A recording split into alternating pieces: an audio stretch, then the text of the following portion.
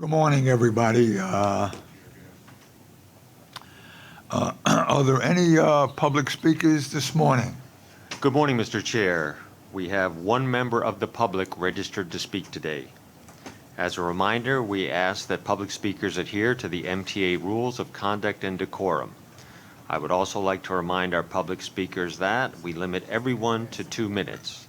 Please be aware of the clock in the front of the room and the warning light you will see reminding you that you have 30 seconds left to conclude your remarks. The first speaker will be Murray Bowden. Good morning, Murray. Hi, Dave. You made it through the rain. Good for you. Yeah, it was a little touch and go. This is tough. I've been watching how Jano has been changing the MTA, and some of the old ways of doing business are changed to new ways. I've been up here a long time saying, why don't you? And making suggestions, and nothing's happened. On the Henry Hudson Bridge, I was supposed to have a meeting, and I got waylaid, and they destroyed the whole thing. Danny, the lines on the upper and lower of the Henry Hudson Bridge are wrong. I've shown it to you. Nobody's fixed them. I challenged the Commissioner of Transportation for New York State at a recent NIMTIC meeting. If she doesn't fix the state, we need a new commissioner. And if you can't get your team to put legal, correct lines on a road, Dave, you need a new president. This is the end of the line for me. I'm confronting you. Why don't your team use legal, safe lines? Henry Hudson Bridge is only an example, because if you fix that, they'll fix the rest of New York, and the buses will run faster. You want safer roads? You put safer roads, you put in honest. Yeah, I saw it. I'm the only guy here. And the limits of safety, that's the kind of thinking that goes on. He just said 2 minutes because we want to give everybody a chance. I'm the only guy here, fella. And I'll take as long as it takes to get this straightened out, because I'm going to die pretty soon, because I ain't making it. So, Danny, if your team can't fix it, Dave, need a new president over here. And Danny and I know each other for... Having fun? Let him speak. We have no one else here. This is the kind of idiocy that goes on. He sees I'm standing here. He knows I'm telling that we need a new president here. And he hasn't even got the understanding to see this is a serious thing. I've stood here for dozens and dozens of times asking the same thing. I'm not asking anymore. Dave, if he can't do it, get somebody else to do it. Murray, he's doing a good job. Yeah, but it's not the job that needs to be done. This is outdated lines. It's outdated signs. It's time we did a safety thing here. Okay. You want safety? That's safety. Stay healthy. Mr. Chair, that concludes the public comment. Thank you. I need a motion to approve the minutes of the last BT meeting. Motion. All in favor? Any questions? Aye. Thank you.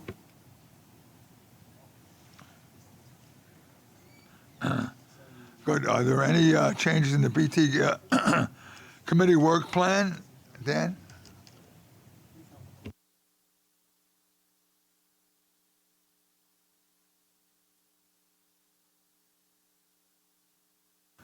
I think Murray jinxed them.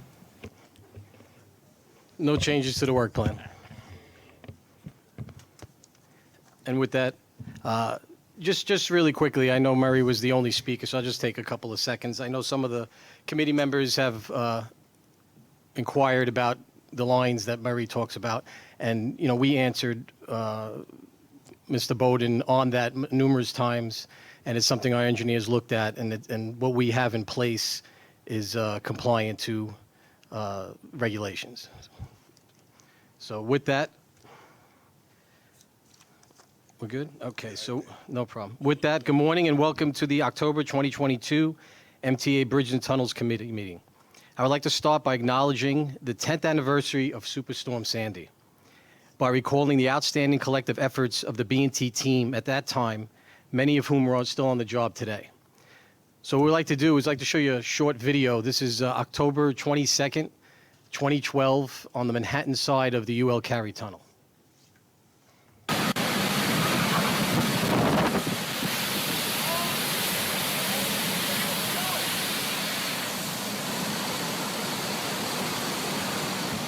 Come on, we gotta go.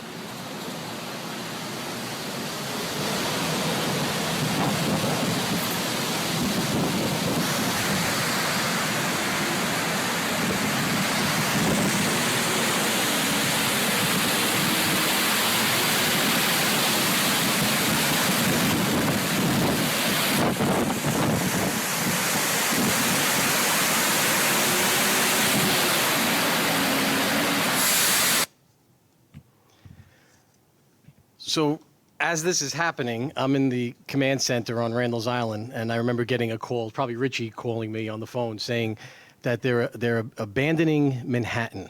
And I said, come again? And he says, at the UL Cary Tunnel, we're abandoning Manhattan. So I never thought we were going to hear those words, but when we started seeing the images coming in like that, that's why we're abandoning Manhattan. We're trying to keep our employees and our customers as safe as possible. So that's pretty dramatic. Joyce, we have some other pictures, right, we want to go through? Yeah, that was all closed off. Prior to that, we didn't have any customer vehicles coming down, but we still had staff there because we had posts. But then once that started happening. True. So some of these pictures you're going to see, we're focusing on the employee side of the house. We don't want to take C&D's steal their thunder on the mitigations that were done throughout the years, but our employees across departments have time and time again exceeded expectations through periods of emergencies or crisis. The demonstration of prep, response, and recovery for Sandy was no different despite the unprecedented scope of the storm. All of our facilities sustained some level of impact and damage, from flooding, downed trees, and fallen light poles to electrical system and utility power outages. But our two tunnels were the hardest hit, with tens of millions of gallons of corrosive seawater flooding the tubes. Regardless of these challenges, most of our bridges, with the exceptions of the Rockaways, were safely reopened to traffic within 24 hours, thanks to around-the-clock intensive work by field employees, as well as our back-office teams who maintained our tolling and business operations.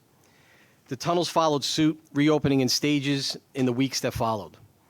While no two incidents are alike, the lessons learned from Sandy continue to benefit us. Working closely with our engineering colleagues, we have built back our flood-prone structures better and stronger than before. And as part of our normal operating protocol, we continue to have our seasonal exercises with hurricane and winter prep meetings that include all B&T departments and consolidated partners. I commend our employees for their remarkable sense of duty, past and present, under extreme conditions like Sandy and every day. So regarding recent events, our prediction of a traditional post-Labor Day back-to-school return to office, try to say that very quickly, traffic pattern was proven true this September, as you will hear more about that from Rich during the operations report. But I'm pleased to share that preliminary September 2022 collisions were down more than 33% compared to September 2019, with basically the same amount of traffic. Collisions with injuries were also down by more than 21%. This is due in part to recent engineering controls implemented in conjunction with our C&D partners, as well as the continuing efforts by our operations and maintenance teams on mitigation and traffic monitoring. Upcoming, I want to acknowledge our operations and maintenance, internal security departments, and other departments who have been busy coordinating preparations with the city, state, and event organizers for this year's New York City Marathon. This is a city permanent event that kicks off from the Verrazano Narrows Bridge on Sunday, November 6th, and will be at full capacity again, not since 2019. We expect approximately 55,000 participants at the start line, the most that we've seen. The amount of advanced effort and planning by our employees, as well as post-event cleanup, is truly impressive and mostly done behind the scenes. Finally, this month, we said a bittersweet goodbye to our finance business partner and former TBTA employee, Marissa Krinis. She will be missed not only as a valued colleague to our agency, but also as a friend. And on behalf of the TBTA family, I wish Marissa success and happiness in her future endeavors, and I thank the MTA Office of Management and Budget for their continuing support. If there's no questions, this concludes my remarks. So with that, I'll turn it over to Rich Hildebrand, Chief of Operations, for the report on operations. Rich? Thank you, President DiCrescenzo, and good morning, everyone. The report on operations, this month's committee materials, begins on page 14. With the dog days of summer upon the region, B&T traffic resembled pre-pandemic levels in August of 2022. In this month, we averaged more than 15,000 more vehicles per day over July of 2022, and more than 38,000 additional vehicles per day when compared to August of 2021. B&T reports total traffic count for August of 2022 that was stronger than that of 2021 and well above the traffic counts for the same month in 2020. Paid vehicular traffic in August of 2022 was 29.3 million vehicles, which reflects an increase of 3.9% over the 28.2 million crossings in August of 2021, 19.5% higher than that of August of 2020, with 4.8 million more crossings. When compared to August of 2019, when there were 29.5 million paid crossings, we saw a decrease of just 0.9% for August of 2022. EasyPass market share was 95.4% for August of this year, which was slightly above that of last year and also 2 years ago. Now, for September of 2022, as Dan mentioned, preliminary B&T traffic was 4% higher than September of 2021 and 17.2% higher than that of September of 2020. Per preliminary traffic data, traffic for September of 2022 was also 1.2% higher as compared to September of 2019. Gasoline prices decreased to an average of $4.32 per gallon in August of 2022, and weather conditions did not have an impact on B&T traffic operations. As we move through the first months of the school year and the return to office for many people, B&T continues to trend back toward pre-pandemic levels of bridge and tunnel crossings. B&T management teams and all employees from each internal department, along with our MTA HQ consolidated partners, continue to take a coordinated, hand-in-hand approach to ensure the highest levels of safety, security, and the customer experience for those choosing to use our facilities. And with that, that concludes my monthly report on operations, unless there are any questions. And I thank you. Thank you, Rich. I'll turn it over to Eric Osnes, Vice President and I Chief have a Safety question. Officer. Oh, sorry. I have a question, President DiCrescenzo. So, Rich, this kind of feels like an out of the scope question, but you know, every month you report on operating metrics, including safety and collisions, and that's really great. Do we ever do any metrics on how quickly vehicles pass our facilities? So if it takes 5 minutes, 7 minutes, or it takes 55 minutes. So in a way, like an indication of traffic and how bad it is? We do measure that. We measure average travel speeds. We also measure average travel times across our facilities, yes. We do have those. Okay, and recorded. those are in the monthly book, or did I just miss them? They are not, I don't believe. We, okay. we do that once a year. We do I a see. maintenance, it's a maintenance and operations check, and it shows the travel times up or down Yeah. for each of the facilities. Okay. I guess my request would be, you know, how do we think about those as also metrics of, you know, I guess, well-being in terms of like the economy and congestion and all of that? TB&T is the, you know, the agency that's kind of shepherding congestion pricing, and I just think that would be useful information to have. Yeah, Yeah, thank you. we calculate it every day, but like I said, it's once a year we give it to the board, but we can provide you with more information if you need it. Okay, yeah, that would be great. Thank you. Yes. Hi, since Rich brought it up, you, about measuring the amount of travel time, you had this really great app called MTA Drive Time. It's not, they're not supporting it anymore. I mean, that's like, I used to talk that up to everybody I know that was driving across. You could say, well, I gotta go to Queens. Should I take the Whitestone? Should I take the Throgs? Well, go look at the app, it'll tell you. Can you put it back? How expensive is it? Yeah, I know they stopped supporting that. I think it was consumed by, you know, Waze and Google and other But things. you don't get that information you can't get that information as quickly as you could get by just looking at it. There's some information on the MTA.info, but not as in detail as that used You're to be. just We sitting used in to a talk car. about it all the time. Yeah, 'cause, you're sitting in a car, you're not gonna go on Yeah. MTA info to find it, you know ahead of time. I'd really Maybe love if to you see. put a few more reelies in there, they would have brought it back. But I know it's not supported right now. Any way we can. I'll move talk to forward? technology. All right, thank you. things are moving good. That's, I think that's the most important.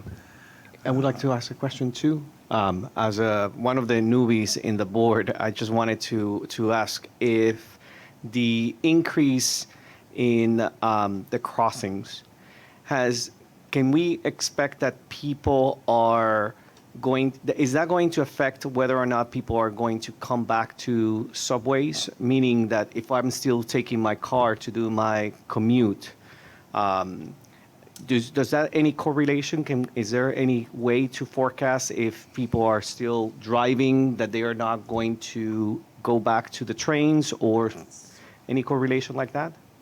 Well, Transit's been doing a couple of surveys on, where did people come from, where did they go, right? Really, where did they go? Because there's less people riding transit. We look at the number of people that open up like new Easy Pass accounts, and that kind of gives us a temperature of that. We've seen an increase in Easy Pass accounts throughout the last couple of years, but because the traffic is not exploding, it's not Carmageddon, we're thinking that more people are getting into cars, but not Monday to Friday. And we see that with the rush hours. We still get a very focused rush hour in the morning, but she dies out fairly quickly. Around 9:30, it's basically gone. But then in the afternoon, it's an elongated rush hour. To me, that's saying that people are leaving at different times of the day or getting out and about for other things because they were home, working from home, and now they're out and about. So I guess to answer your question, I think more people are getting in the cars, but they're not driving Monday to Friday. And the congestion or the traffic numbers, again, because they're so close to what they were in 2019, I feel it. It's not, when I do my regular commute, some days it's same as 2019, sometimes it's better, sometimes it's worse. So I don't think it's at the point where it's going to driving people out of their vehicles going, I can't take this anymore. But could it be? Absolutely. There could be a time when they start to say, I'm not going to drive in anymore. But I think it's a condition of the telework and not coming in the traditional Monday to Friday. That's what we see. Yeah, let me add to that. More and more corporations are demanding that their people come in, and they're using it. We have a problem, as you can see on TV, with the safety of the subway. Of course, this is a minor fix. People will still use their cars. They'll still commute from the outer boroughs. I must say to all the members of the city board, you must talk to your council people and local elected officials to restructure and have more police involvement, as well as we have to have more police, and that means more classes, and that got to be funded by the city council. So that's what's important. But traffic, until 100% safety in the subways and the people feel confident, will continue to increase. And the congestion, pricing, as you mentioned, or about, my feeling, I would hold capital programs temporarily. We're going to be in a recession, hopefully not worse. And who knows with the economic conditions in the world, we have to look at everything. And we don't want to kill the city with another burdensome tax when we're trying to revive it. So hopefully we'll get everything on track so they could use the subways and the buses comfortably. Thanks. No, thank you. And Commissioner, I answered your question. Okay. All right, with that, I'll turn it over to Vice President Chief Safety Officer Eric Osternis on report of safety. Thank you, sir. Good morning, everybody. The August 2022 report maintains performance metrics to be generally positive as traffic volume continues to trend toward and within pre-pandemic levels. B&T safety report highlights include the following. Overall, B&T's August 2022 total collision rate was 3.93 per million vehicles, lower than last year, as well as rolling year 1920. The collision with injury rate was 0.8 per million vehicles, same as in rolling year 1920, but slightly higher than last year. Employee safety metrics over the 12-month period are as follows. The employee lost time injury rate was 5.6 incidents per 200,000 hours, slightly higher compared to rolling year 19 and 20, but lower as compared to last year. And that's the metrics for the safety report. Thank you. So if there's no questions, just the last piece for us is there are no procurements this month. And if there's no questions on that, that concludes the B&T committee report. Are there any questions from all members? Well, thank you. And we had a good run. We're ahead of schedule. Okay, can I get a motion to adjourn? Second, all in favor? Aye. Thank you all.